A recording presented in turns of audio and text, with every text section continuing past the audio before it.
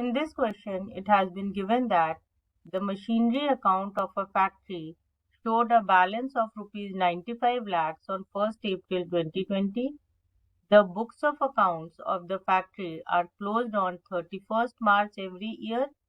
Depreciation is written off at rate of 10% per annum under the diminishing balance method. On 1st September 2020, a new machine was acquired at a cost of 14 lakh and rupees 44,600 was incurred on the same day as installation charges for erecting the machine. On 1st September 2020, a machine which had cost rupees 21,87,000 on 1st April 2018 was sold for rupees 3,75,000. Another machine which had cost rupees 21,85,000 on 1st April 2019 was scrapped on 1st September 2020 and it realized nothing. Prepare machinery account for the year ended on 31st March 2021. Allow the same rate of depreciation as in the past and calculate depreciation to the nearest multiple of a rupee. Also show all the working notes. तो अब इस question में क्या है कि हमें एक machine given है और उस मशीन का परचेज प्राइस नहीं गिवन है, उसकी बुक वैल्यू गिवन है ऑन 1st April 2020 और जो मशीन सेल हो रही है उनकी बुक वैल्यू पास्ट डेट की गिवन है, दैट इज 1st April 2018 या 1st April 2019 की वैल्यू गिवन है। तो हम पहले जो मशीन सेल या स्क्रैप हो रही है उसकी कैलकुलेशन कर लेते हैं और ये चेक कर लेते हैं कि 1st April 2020 को उन मशीन्स की क्या वैल्यू थी। ये वो फर्स्ट मशीन है जो सेल हुई और ये सेकेंड मशीन है जो स्क्रैप हो गई।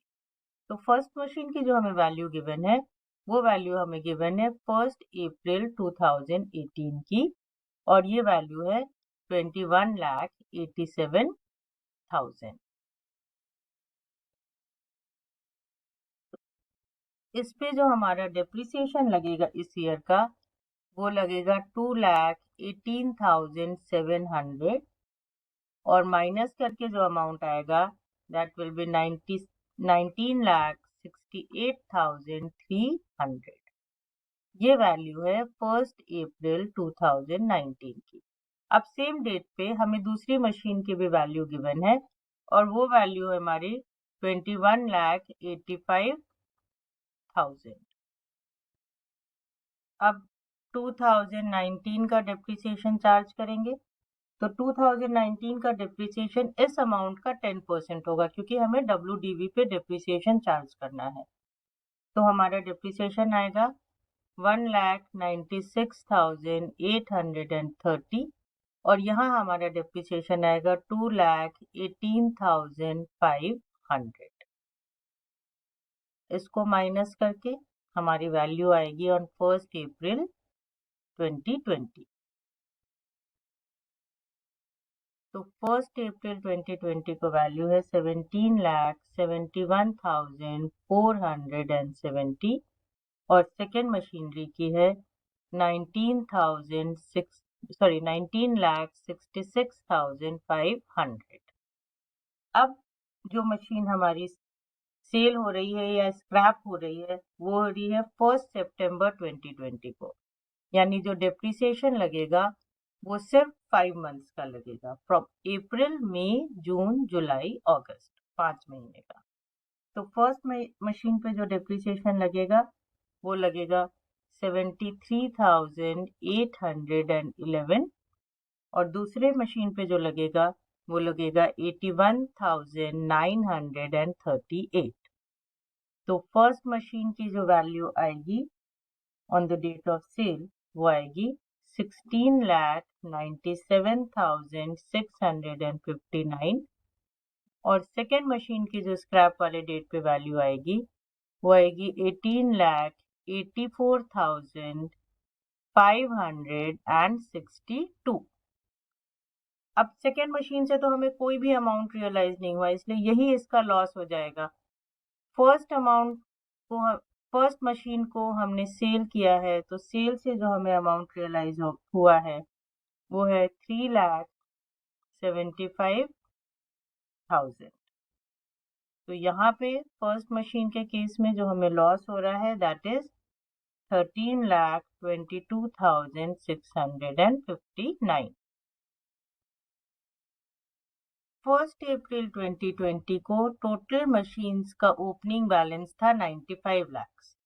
उसमें से वो मशीन जिसका ओपनिंग बैलेंस 17,71,470 होगा और दूसरी जिसका ओपनिंग बैलेंस 19,66,500 होगा, ये दोनों हट गई बिजनेस में से। तो इस मशीन में से 95 लाख वाली में से अब जो हमारे पास मशीन बची होंगी वो निकालने के लिए हम करेंगे 95 लाख माइनस 17,71,470 माइनस 19,66,500। तो हमारे पास जो ओपनिंग वाली मशीन में से जो हमारा अमाउंट बचा है दैट इज 57,62,030। तो इस अमाउंट पे हमारा 2020 में जो क्लोजिंग बैलेंस होगा उस पे डिप्रिसिएशन लगेगा।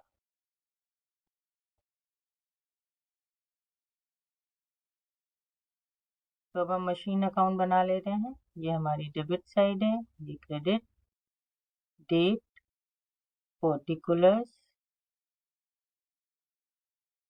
Amount, then date, particulars, amount.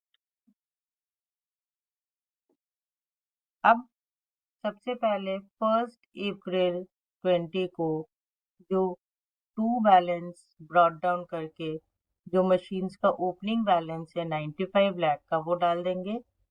तो ये हो गया हमारा 95 लाख।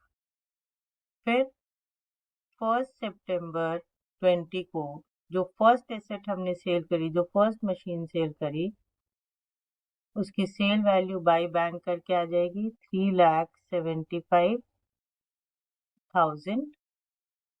उस डेट तक का उस मशीन पे जो डिप्रिसिएशन लगा वो था 73,811 और सेल की वजह से जो हमें लॉस हुआ वो लॉस है हमारा 13,22,659।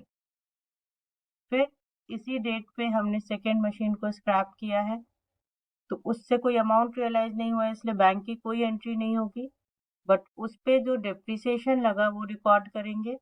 तो वो डिप्रिसिएशन लगा हमारा 81,938 का और उससे जो हमें लॉस हुआ वो लॉस भी पीएनएल में जाएगा और वो हुआ 18,84,562 का।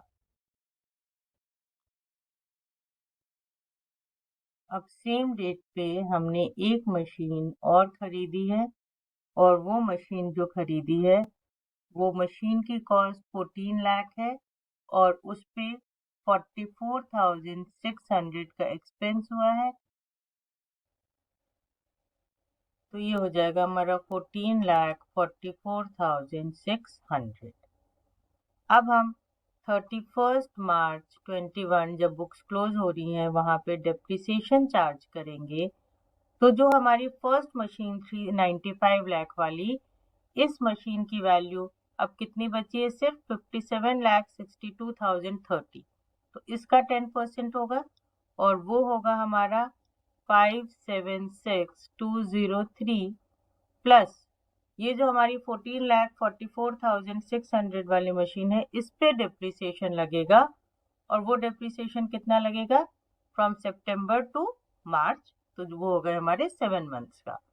तो 7 मंथ्स का जो डिप्रिसिएशन लगेगा दैट विल बी 84,268। तो ये टोटल आ गया हमारा 6,60,471 और सेम डेट पे हम क्लोजिंग बैलेंस कैलकुलेट कर देंगे बाय बैलेंस कैरिड डाउन और वो हो जाएगा 65,46,159 और हमारा टोटल आ जाएगा 1,09,44,600, इधर का भी टोटल 1,09,44,600। तो ये हमारी मशीनरी अकाउंट बन गई। Hope this is clear to you.